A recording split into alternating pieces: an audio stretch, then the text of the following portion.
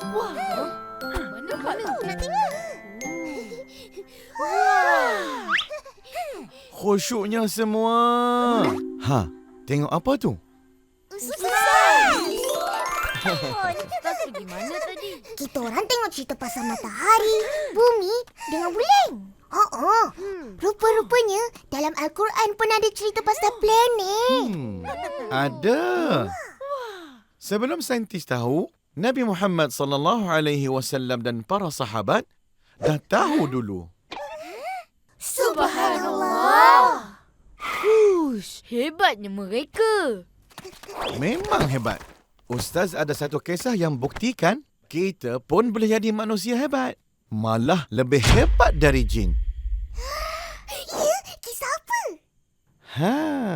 Kisah Nabi Sulaiman alaihi salam.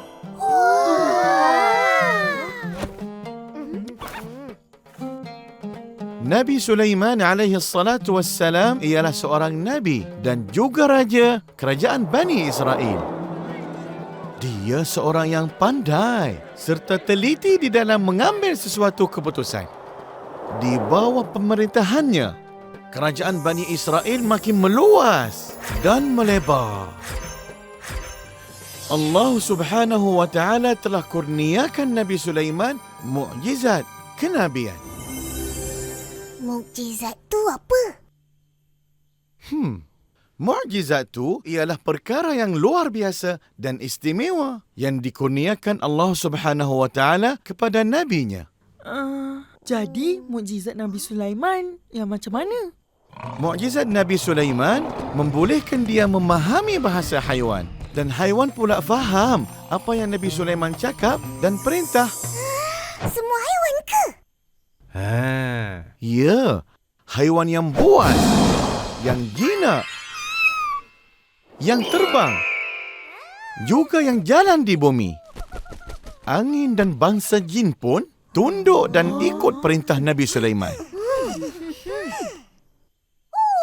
Hebat. Dalam perjalanan ke Yaman, bila tiba di Sana'a, Nabi memeriksa bala tenteranya yang dari golongan manusia, jin dan haiwan. Nabi dapati burung hudhud tiada. Tak siapa tahu ke mana perginya. Seketika kemudian, tiba seekor burung hudhud. Dia laporkan terjumpa sebuah kerajaan di negeri Sabak. Diperintah oleh Ratu Balqis. Ratu dan rakyatnya menyembah matahari. Mana boleh sembah matahari? Mereka orang-orang yang sesat. Jadi Nabi Sulaiman utuskan surat mengajak Ratu Balqis menyerah diri dan menyembah Allah Subhanahu wa taala. Jika tidak, baginda akan hantar bala tenteranya. Hudhud pun terbang ke istana Balqis dan jatuhkan surat itu di hadapan Ratu Balqis. Setelah Ratu Balqis baca surat itu, dia terus berbincang bersama para pembesar. Para pembesarnya mahu menyerang Nabi Sulaiman. Tetapi Ratu Balqis buat keputusan untuk berjumpa dengan Nabi Sulaiman. Kenapa Ratu Balqis tak nak serang Nabi Sulaiman? Sebab Ratu Balqis ni bijak.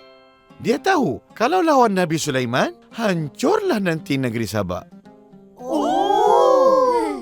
Bila Nabi dengar Ratu Balqis hampir tiba, Nabi tanya para pembesar dari golongan jin dan manusia, siapa boleh bawa singgahsana Ratu Balqis dan letak sebelah singgahsana baginda? Walaupun jarak kedua tempat ini amat jauh, jin Ifrit yakin dia boleh bawa singgahsana itu sebelum Nabi sempat bangun dari tempat duduknya. Hebat. Tapi ada seorang manusia yang lebih hebat dan boleh buat lebih baik dari Ifrit. Dia boleh bawa singgahsana itu sebelum Nabi sempat mengelipkan mata. Siapa? Mengikut ulama tafsir, namanya Asif, seorang yang arif dan beramal dengan kitab Taurat dan Zabur. A'udzu billahi minasy syaithanir rajim. قال الذي عنده علم من الكتاب أنا آتيك به قبل أن يرتد إليك طرفك. Dia menadah tangan. Lalu singgasana Ratu Balqis muncul, tersergam indah di sebelah singgasana Nabi Sulaiman.